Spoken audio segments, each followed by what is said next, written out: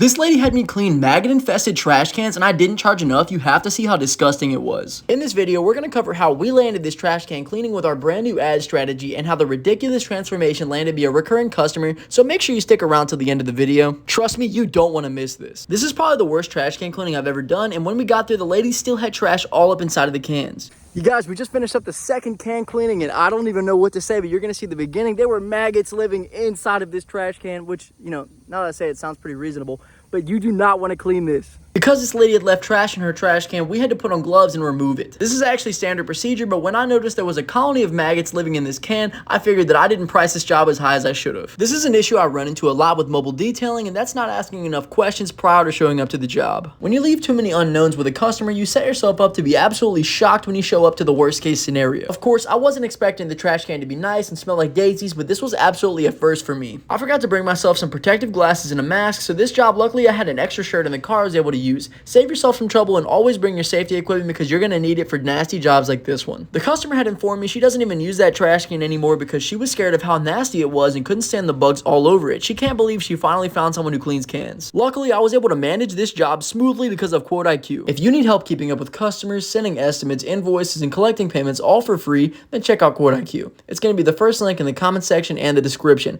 Listen, if you want to be able to manage and run your business very smoothly, I'd recommend Quote IQ for any new business owner. Too late. Okay, it's already started. You guys, heat index outside says it's 101 degrees. What was it, 93 or 94? It feels like 101. You can talk, it's okay. Yeah.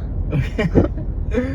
Videographer stayed dry, but unfortunately me, I still have yet to buy some goggles. So listen, if you care about safety or you care about being able to see in about 25 years, I recommend you buy yourself some glasses.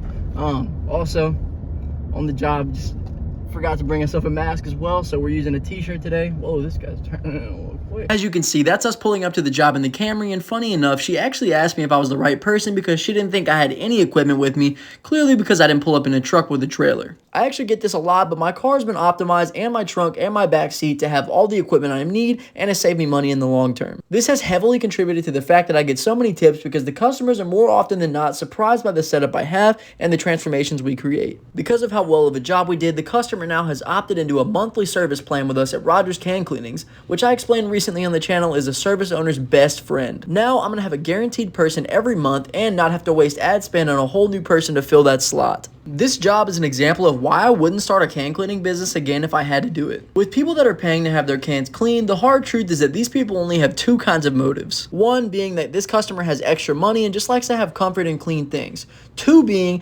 absolutely disgusting trash cans that are at their limit and the customer is scared to use it. So unfortunately, more often than not, you're walking into a situation where you have disgusting trash, water, and bugs living in there that 50 bucks might not be worth dealing with. But the upside is you have your own business, can make all your own untaxed money, which you can scale infinitely as long as you can find the customers to pay you. But listen, the numbers are in your favor and everyone has trash cans. This job was part of the first online can cleaning ad, and this is what we've learned so far. Can cleanings at their best can pay you an easy $50, assuming you're getting 2 trash cans at a time. Also, assuming you have a quick process for cleaning that works for you, this takes you around an hour to do $100, or 2 jobs. Well, in this ad we ran for 7 days, it cost $200 total, but this is the first job we got after a couple days. This ad probably isn't going to make us much more money unless we get more bites. But for me, I'd say it was worth it just to get the footage. You guys, you would not believe what's going on right now. Second cleaning done, I feel like $1 million. I'm gonna have to say, I did in fact feel like $1 million, but I was kind of out of my mind from the chemicals and how hot it was. These two together can be a dangerous combo if you're not hydrated properly. Like I said previously, the heat outside on the weather app says feels like 104, which is absolutely ridiculous. Another helpful tip I'd give to anyone else that's trying this or anyone that does outside work is to drink as much water as possible. I've had a couple jobs where I've nearly passed out from dehydration.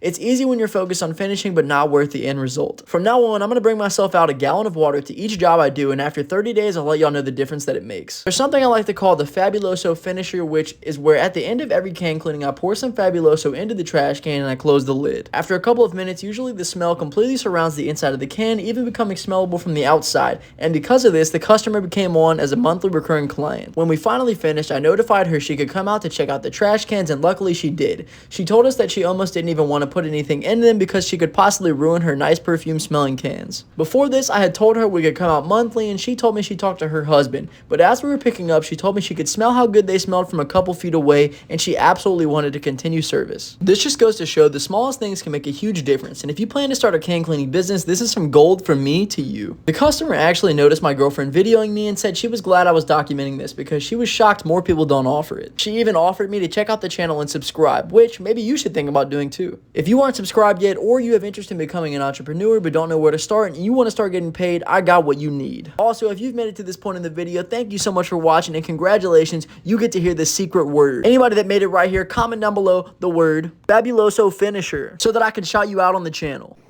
The wheels are spinning, Mom. Oh, you guys, it's hot out here.